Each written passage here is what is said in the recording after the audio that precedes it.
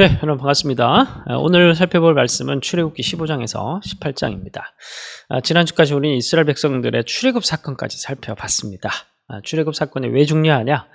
우리가 그리스도를 통해서 죽음에서 부활한 그 사건의 중요한 근본적인 모티프가 되는 그런 구약 성경에서의 사건이라고 말씀을 드렸습니다. 그래서 이 구원이라는 것은 우리가 잘 알고 있듯이 에베소서에서 바울이 얘기를 했듯이 선물입니다. 구원은 하나님께서 너에게 주신 선물이요 은혜다. 이스라엘 백성들의 출애굽 사건도 하나님의 전적인 선물이요 은혜였죠. 히브리 노예들이 하나님께 해드린 게 뭐가 있습니까? 하나님께서 아브라함과의 언약을 기억하셔가지고 이스라엘 백성들을 하나님의 때에 건져내신 거죠. 그래서 전적인 은혜요 전적인 선물입니다. 그래서 구원이라는 것은 뭔가 구원론에 대해서 교리적으로 잘 설명한다고 이게 믿어지고 깨달아지는 게 아니에요. 성령께서 그 마음속에 변화시켜서 그 사건이 자기의 사건으로 영접이 되어지고 그러면은 거기에서 감사와 고백과 탄성이 터져 나오고 그러면서 그 사건 속으로 자기가 들어가는 거예요. 그래서 구원이라는 건 전적인 선물이고 은혜이기 때문에 출애굽기 14장 다음에 15장에서는 바다의 노래로 그리고 미리암의 노래로 이어지는 겁니다. 그 찬양과 예배로 이어지는 거예요. 구원 다음은 예배. 구원받은 백성이 할 수 있는 그 다음에 가장 큰 일은 예배입니다. 예배. 그래서 하나님께 예배하고 찬양하는 것이죠. 그래서 15장 1절에 보면 모세와 이스라엘이 여호와께 노래하고 그리고 밑에 보면 미리암이 구원의 노래로 하나님께 노래하는 그런 장면이 나옵니다. 자, 그런데 문제는 뭐냐면 우리가 그렇게 은혜 받고 나오는 길에 주차장에서 한번 싸우고 그리고 나오면서 또 차선 변경하면서 끼어드는 차를 향해서 또 한번 불평하고 원망하고 또 집에 와서 배우자랑 싸우고 또 회사 가가지고 또 이게 사실 또 어떻게 보면 우리 연약한 모습입니다. 그게 사실 우리가 이 출애굽기 이스라엘 백성들의 이야기를 보면서 너무 이제 자책할 필요는 없고 죄책감을 느낄 필요는 없고 인간은 이렇게 연약하구나 이런 걸 여러분들이 말씀을 읽으면서 아시면 깨달으면 좋을 것 같아요. 그래서 이스라엘 백성들을 보면 15장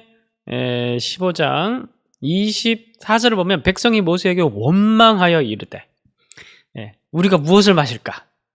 물 때문에 아무래도 광야다 보니까. 그리고 16장 3절을 보면은 우리가 애굽 땅에서 고기 가마 곁에 앉아 있던 때와 떡을 배불리 먹던 때 여호와의 손에 죽었더라면 좋을 것을. 노예 근성이죠. 노예 근성. 안정감, 불편한 자유인데, 그죠? 고기 가마 곁에서 먹어봤자 얼마나 먹었겠습니까? 기껏 노예들이 누릴 수 있는 그 시스템 안에서의 불편한 자유일 텐데 우리도 그렇죠. 사실 하나님께서는 우리를 구원해냈다라는 것은 죄의 속박에서 건져내실 뿐만이 아니라 모든 우리를 얽으면 율법적인 것으로부터 우리를 자유롭게 하셨는데 우리는 자꾸 율법적인 시스템으로 들어가고 싶어 하죠. 교회도 우리가 뭔가 시스템이 잘 되고 내가 그냥 편하게 예배만 드리고 집에 가고 싶은 그런 것을 원합니다. 무언가 헌신하고 사명을 찾고 소명을 찾아서 거기서 뭔가 하나님의 거룩한 제사장으로 살아갈 수 있는 그런 비전을 소명을 발견할 수 있는 그 열망이 아니라 우리는 뭔가 안정된 곳으로 가서 율법적인 생활을 짜여진 시스템 안에서 뭔가를 생활하고 싶어 하는 거죠. 그게 사실 어떻게 보면 노예 근성이라고 할 수가 있겠습니다.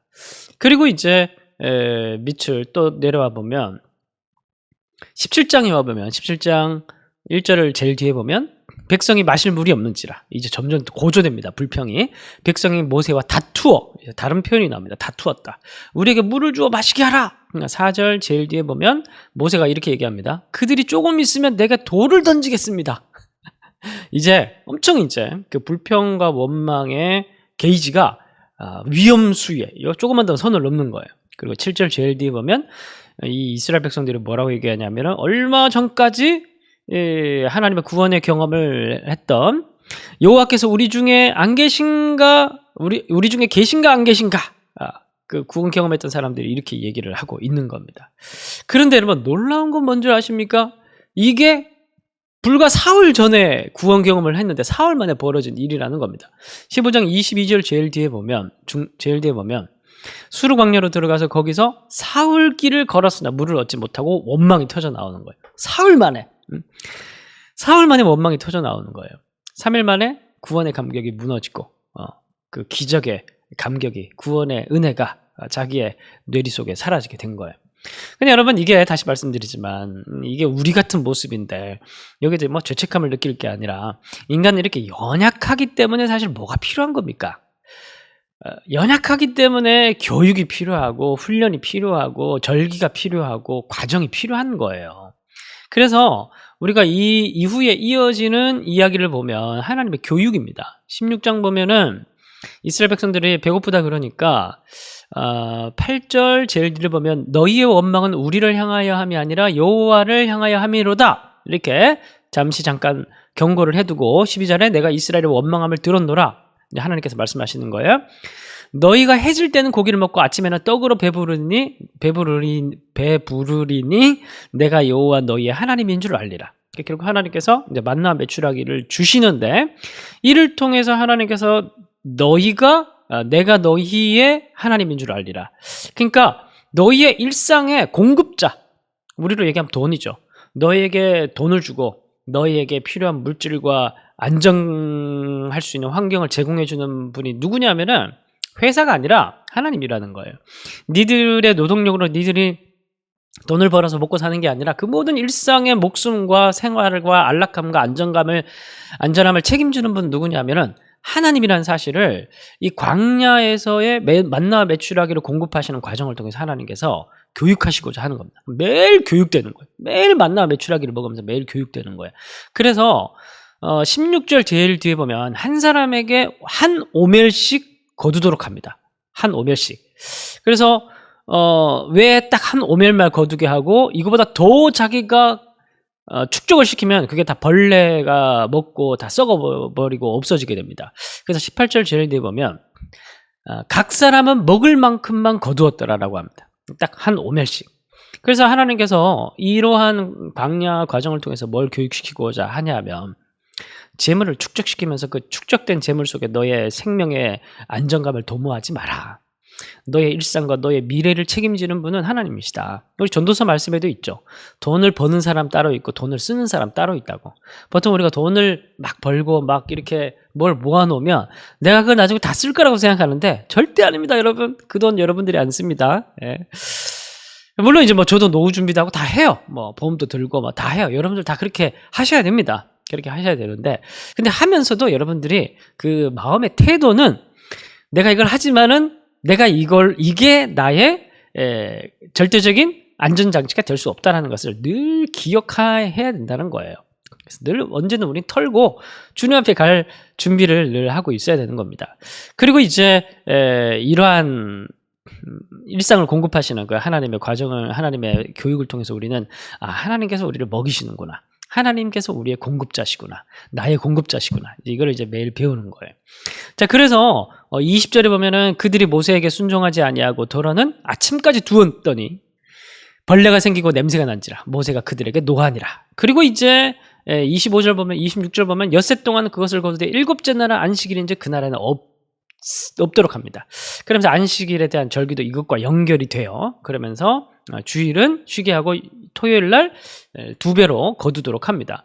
결국 이러한 반복적인 훈련을 왜 이렇게 하나님께서 이스라엘 백성들에게 하게 했냐면은 다시 말씀드리지만은 첫 번째로는 하나님께서 공급자시라는 거, 그리고 두 번째는 이 말씀에 순종할 때 우리의 안전은 도모된다. 그러니까 빵보다 여호와의 말씀에 순종하는 것이 우리의 안전과 우리의 생명을 보장받을 수 있는 유일한 길이라는 사실을 이 광야의 만나 메추라기의 과정을 통해서 하나님께서 반복해서 교육을 시킨 거예요. 그런데도 불구하고 이게 참 잘 안 되죠. 이스라엘 백성들 역사를 보면. 자, 오늘의 핵심 구절은 16장 18절입니다. 오멜로 되어본즉 많이 거둔 자도 남음이 없고 적게 거둔 자도 부족함이 없이 각 사람은 먹을 만큼만 거두었다. 근본적으로 여러분 이 절대 잊지 마십시오. 예수님께서 말씀하셨듯이 내일 일은 내일이 염려하는 거예요. 여기서 내일은 은유법입니다. 하나님이 염려하시는 거예요. 하나님이 나보다 더 걱정하셔요. 나의 생명과 나의 미래와 나의 현재 일상은 물론 나도 걱정하지만 나보다 하나님이 더 걱정하셔요. 원래 자식보다 부모가 더 걱정하지 않습니까? 그거랑 똑같은 거예요. 하나님께서 걱정하시는데 뭐가 걱정할 게 있겠습니까? 그 하나님은 어떤 분이시라고요? 우리를 구원하신 하나님. 죽음에서 건져내신 하나님. 예수를 십자가에서 죽으신 예수를 부활시키신 하나님. 이스라엘 백성들을 홍해에서 건져내신 하나님. 그 하나님이 우리를 걱정하시는데, 우리의 내일 일을 걱정해 주시는데 우리가 뭘 염려할 게 있겠습니까? 그죠?